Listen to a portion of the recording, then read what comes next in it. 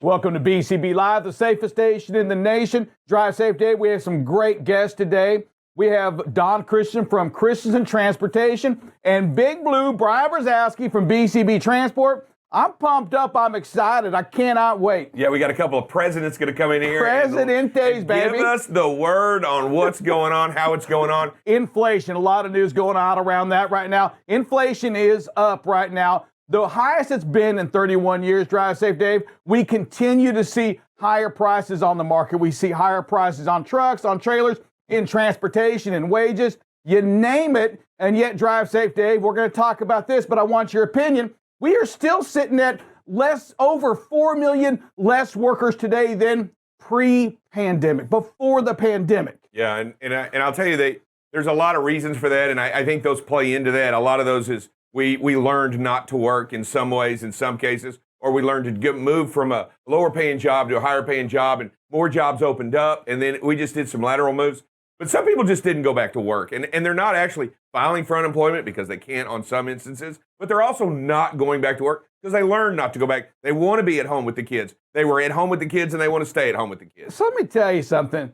I'm not staying home with the kids. I'll go to work all day. Staying home with the kids, that's more work than work, right? It's a whipping. It is a whoop, no doubt about it. Hey, kids, I still love you. Yeah, don't forget that. Daddy still loves you, but you were a whooping. I wouldn't go back, and I don't think I could do that again. We talked also yesterday just a little bit about that Texas Triangle, and that Texas Triangle is Austin, San Antonio, Houston, that little market really kind of in there that today has no freight. They're saying that will be the next big freight boom out of that area. Wow. So when you think about that, think about all the business moving to Austin.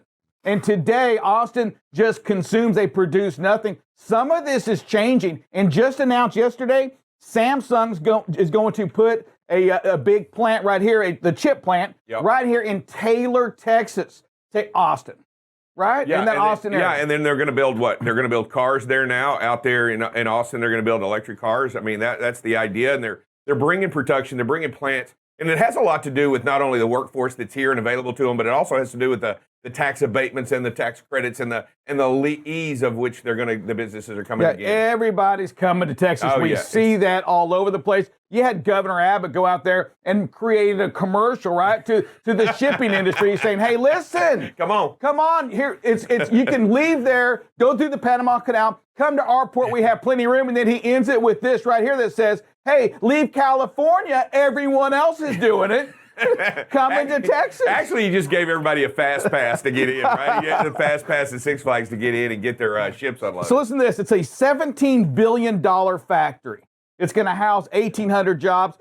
And I didn't know this, that Samsung is the world's largest by revenue semiconductor plant. There's no elbow macaroni and cheese. And listen, just throw some pasta in there and I'm good. It doesn't have to be elbow, honey, but it's got to be elbow, large elbow as well. So there's no sage sausage. The shelves are empty in price, and we talked about that yesterday, how the inflation alone, Thanksgiving is expected to cost like 16.9% more this year for a family of 10 than it did any other year before.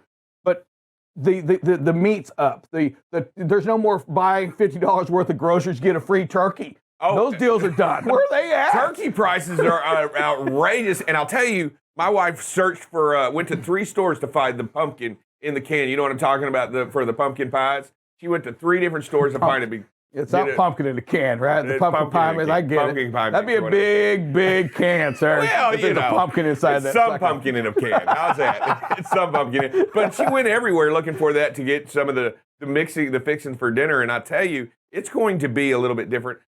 I truly believe, though, that this Thanksgiving, as we talk about inflation, it's a little bit more about getting families together. But as this year, like never before, and there is going to be spreads out there, and we are going to have to face those empty shelves. Yeah, listen, we're going to remind you, though, today, although we are at Thanksgiving, right, we're coming up on it. Last year, we encouraged you out there to not go home, to stay in your bubble during that pandemic season.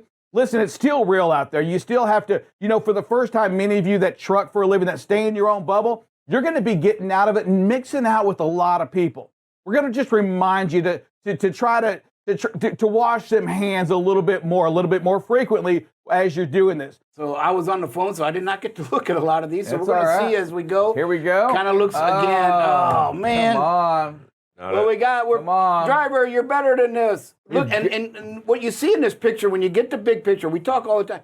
Where are you going? Right? There's no room ahead, so just be patient. Well, first, Back I off mean, right now. if we count the seconds, drive safe, Dave. I know you're the professional of We this. can't. Yeah, right. You can't. You never. You're In too fact, by the way, close. this doesn't ever improve. This video never improves. I mean, you're way too close. Not only do you move into a bad position, but you stay in a bad position. So you're making two bad choices here. Number one, you don't set yourself up for success, and you don't leave your room for it. You don't give yourself an out, especially in that space right in front of you. Yeah, so what we want you to do is count out loud, because I do believe that will help you. When you count out loud and you can't get to one, you know you're too close. So Absolutely. I'm going to encourage you to count out loud. It may seem silly, but you know what? The truck next to you, if they see you, they just think you're singing karaoke. Or or you're on the Bluetooth, or you're talking to them. There you go. Got a little bit of an incline here. You know, again, why space is important.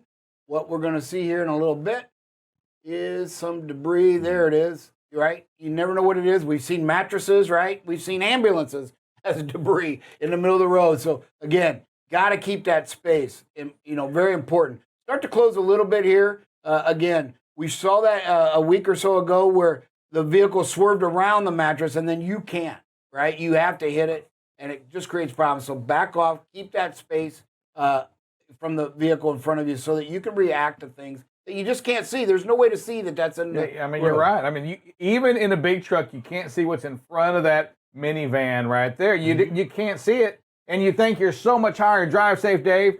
So for us that don't drive for a living, never have, I mean, you really do think, well, you're up so high, you can see what's in front of the car. Not on the road. You can't see what's on the road. You don't have a clear view. And plus, there's a big truck in front of him, so he's limited on his ability to see. And then by the time you get it, and that's why it's so important to create that concrete between you and the vehicle in front of you. And here, as you watch the vehicle in front of you, you'll notice that the brakes hit and they stay on. A great indication that you need to start backing off and getting ready, because they never let go of those brakes. And when that happens, that usually means they're starting to press harder and harder and harder. Another reminder real quick that there's no time for distractions when you're driving. I mean, the driver here a little too close, yet was able to stop safely on that. However, if this driver's on the phone, if this driver's looking down, trying to find that bag of potato chips, we have a problem right here. We do. Great job in staying alert. We just want to increase. And again, I'm going to encourage you to count out loud the seconds you are behind the vehicle in front of you. Next video, please. We've been talking this week about deer strikes. So here's one. You know, again, we talked right off the bat about know the area, and later on in the week, we'll have a got hit by a car. Then, you know, obviously the wounded animals in this driver's lane now too. So again, know the areas. We'll have some of the states. I will tell you, this state is in the top 5. It's Pennsylvania. When you're in Pennsylvania, there are going to be deer. Now, it looked like that deer was coming from the left trying to get across and got hit by a car in the right lane, but it looked like it was heading that way. Yep. So again, know your areas. Pennsylvania is notorious for deer running on the highways. This one here, again, late change, right? Going to jump over the illegal double white line. Boy, you got it. Again, can't reach down. You know, this is one of the scary things. You've created all this space, right? So now you think, okay, I got all this space. I can reach down and get my chips. And then boom, know the area around you. If you see a car coming up on the side of it, you don't have the space. You may look like it in the front, but remember, space is not just what's in front of you. It's all the way around you. Yeah, and the car's probably like, yeah, I made it. I told you I could make it, telling his you know, the person in the passenger seat. And I got this, I got this, I got this. That's the unfair thing that you have in your job, is you've got to stay alert all the time. There's no time to close your eyes for a second, to buckle up Bob's point. You know what? It's clear. Yeah, boy, I can just kind of relax. Where are them chips at? Yeah. And then this happens right here. Yeah. I'll tell you what, and just so, and you can ask any driver out there on the road, that actually happens about 5 times in every 500 miles. That right there, yes. That is a very common occurrence for trucks, that people come from the lane to the left across you to exit because they don't want to have to slow down and exit behind you. And didn't gain anything. Didn't gain anything at all. But we think it is. Here we got a car fire, so slowing down, getting over as far as you can. Obviously, a lot of emergency vehicles probably going to be there. And look at this location. It just amazes me when we see some of these locations where you have no out no matter what. Can you imagine if you were following too close to a car, in this area? But great job here by this driver, really knocking the speed down and getting ready, getting over as far as they can. Great respect for the first responders. Yeah. Again, here, you've got a light coming up. You're in a construction. Stale green, right? We see this green. It's not going to change, is it, Drive Safe? It never changes. Oh, but it always changes right when we get to the intersection. And we could have stopped there. This was a decision that's made. The speed is good. Everything's good, but this is just a decision that was made to run this light. We got to take a lot of that anxiety home. Anxiety from not getting home, from pay, from lack of miles, from bad weather. All of that creates a huge amount of anxiety. And even something so simple as knowing where you're going next.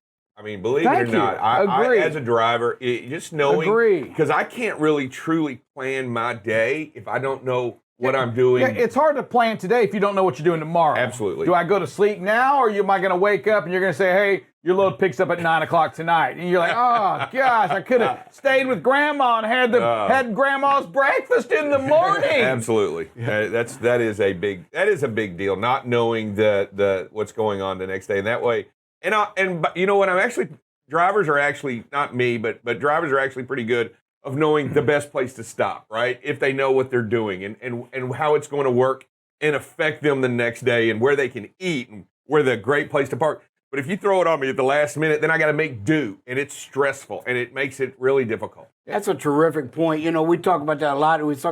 We ask our drivers to plan better, right? Well, how can they plan when they don't know what they're doing? So it's a team effort. We have to give them what are you doing so they can plan. Otherwise, you're expecting to make a plan out of a bad situation, and it's just not going to happen. Yeah, set up for success. Let me tell you something. If you wonder as a CSR person or as a HR person, as a recruiter, as a driver manager, if you're inside a trucking company, also, if you're sitting inside and you're unloading, you're a lumper, you're a shipper, you're a receiver, you make a big difference on how a driver's day goes from a safety perspective.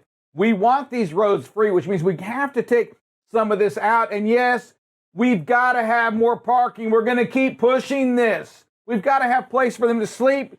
Drive say, Dave, as you used to be a driver, not once a driver, always a driver. It's different than a Marine. Here we go, though. But how frustrating is it to have to park on the side of the road with nothing there? There's no restrooms. There's nothing. Well, when forced to do so, not at your own choosing, but when forced to do so, and then certain things happen. But I'll tell you, it is frustrating, and especially when it's the last minute park, right? When you're forced to park there and you've got to shut down, man, it is so. And you know what? It's not only you don't feel safe, you don't feel secure, you don't sleep well. All right, so I'm going to challenge you then. So why would you ever choose to park there if you had a parking location that was safe, that was lit, that had your restrooms, that had a place to eat and all? You wouldn't. You wouldn't.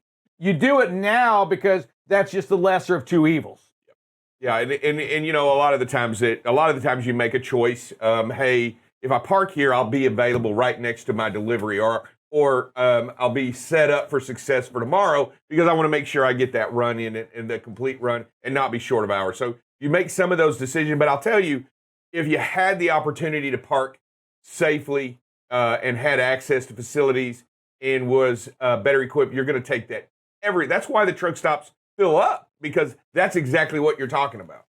And Buckle Bob, and it's crazy to think this. So, but parking, a pre-plan, telling the drivers what to do. That's all about safety. Yes, it is. Yeah, it sure is. And and you mentioned something earlier. It's about when the drivers call. You got to realize a lot of times they just need a vent. They just need something to get that off their chest, and it helps because when they get that anger while they're parked, and you just let them unload. And most of them, and I'd say 99.9% of them, will apologize afterwards and just say, hey, it's all right. I'd rather you unload on me than to be carrying us going down the highway because you are distracted then. And all these things frustrate them. You know, I don't think you can go through any major city and not have road construction, which is going to slow them down. Then you've got the bad plan, you know, the changing of the dispatch, you know, their loads, and they're trying to plan to get home, especially holiday season's already stressful enough. And now you've got to take that into consideration as well.